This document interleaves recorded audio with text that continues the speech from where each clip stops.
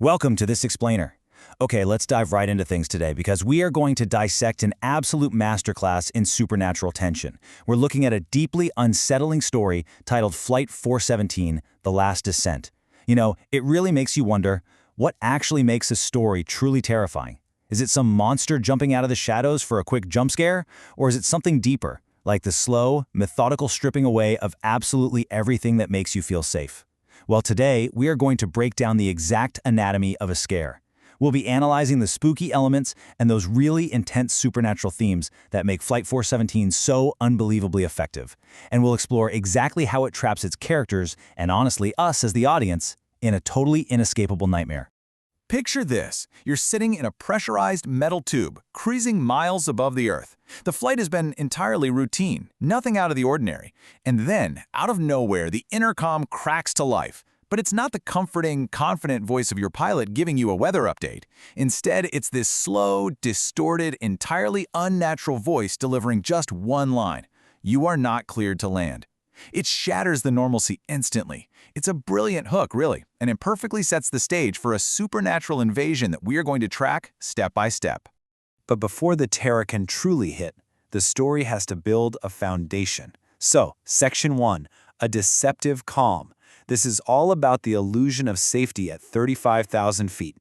What's really fascinating about this setup is just how incredibly mundane it is. The author establishes a baseline of utter, boring tranquility. We are cruising right over the middle of the Atlantic Ocean.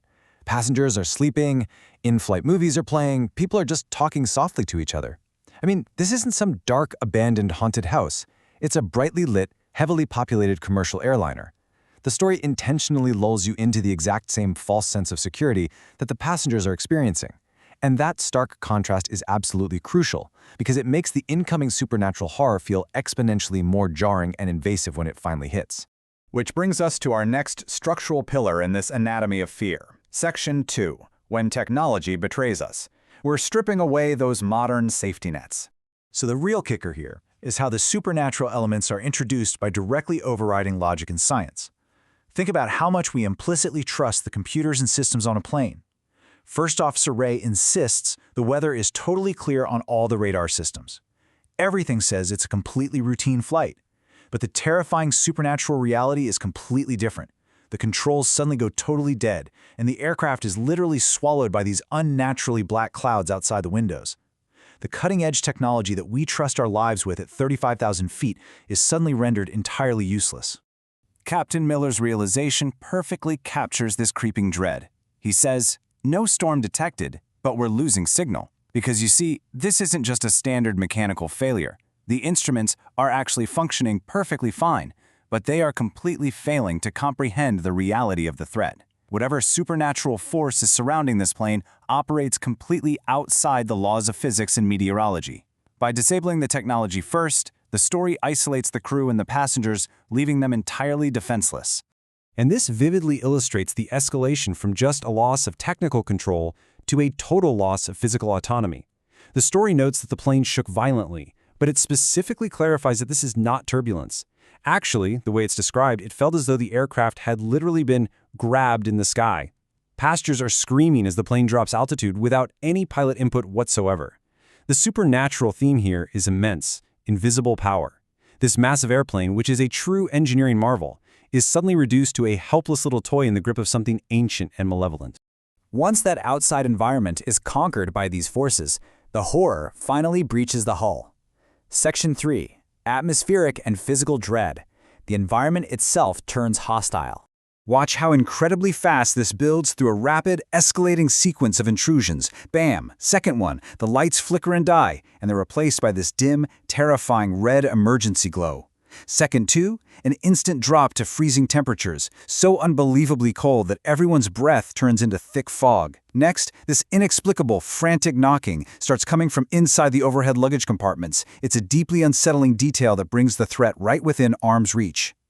And finally, passengers look out the window to see these stretched, horribly wrong human-shaped shadows literally walking out on the wings. In mere seconds, the safe haven of the cabin is completely transformed into a haunted, freezing, chaotic nightmare. But the true psychological breaking point happens when a whispering voice suddenly comes over the cabin speakers saying, "We were on this flight before you." Okay, so this is no longer just a weird weather anomaly or a severe mechanical glitch. This is a direct, inescapable, supernatural entity speaking right to them. It confirms that the threat isn't just outside grabbing the plane anymore. It is inside the cabin with them. The boundary between the living passengers and whatever is hunting them has completely dissolved. This whispered revelation leads us directly into the core supernatural theme of the entire story. Section 4, The Ghost Ship Manifest, Uncovering the Cyclical Trap. Out of nowhere, the plane's emergency display flickers to life, but the data is completely corrupted. All the passenger names are duplicated, and some are crossed out with a date from exactly 12 years ago. And here is the horrifying twist. First Officer Ray realizes the brutal truth. Flight 417 actually crashed years ago. They aren't just being haunted by ghosts, they are unwittingly reenacting a historical tragedy. They are caught in a supernatural time loop, doomed to repeat the final terrifying moments of a doomed flight over and over. And the story really cements this absolute hopelessness by corrupting the final symbols of survival. Imagine the terror when the oxygen masks drop, but they aren't the standard lifelines we are all told to rely on in an emergency. They are pitch black, they are freezing cold and soaking wet. And in easily the most chilling supernatural detail of this entire explainer, when the passengers put them on, they don't breathe oxygen. They breathe screams. I mean, wow. This is a total malicious subversion of safety. The very mechanisms designed to save their lives are now actively forcing them to consume pure terror. The automated announcement then delivers the final crushing verdict. Welcome back to Flight 417. Please remain seated for the rest of eternity. The haunting is literally codified into the plane's automated systems. This perfectly encapsulates the classic ghost ship trope, but transposed to the modern skies.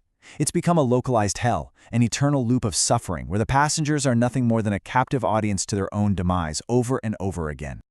As the cabin lights go out, one by one, the story narrows its focus for the climax. Section 5, An Eternity in the Sky, the final, inescapable nightmare. Picture Captain Miller, the only one left awake in the entire plane. He stares out the cockpit window into those unnaturally black clouds, and what he sees is a truly mind-bending piece of cyclical cosmic horror. Outside, suspended silently in the sky, is another identical plane, the exact same flight number, the exact same passengers inside, just waiting. This brilliantly illustrates the sheer scale of this supernatural trap. It's an endless chain of cursed flights. The real horror isn't just that they are dying, it's that this exact, agonizing moment of terror is stacked into infinity. And as he stares out at this mirrored reality, a voice whispers right behind his ear, "You're the new captain now." With this single, terrifying line, the trap snaps shut entirely. Miller isn't just a victim anymore. He has been conscripted.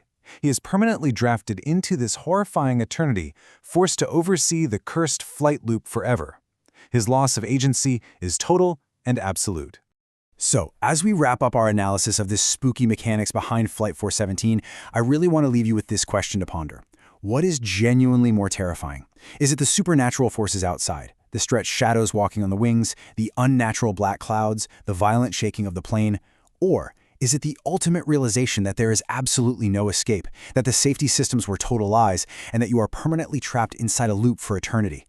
The sheer brilliance of this story is how it takes the highly confined space of a commercial airplane and uses it to amplify our deepest, most primal fears of isolation and loss of control.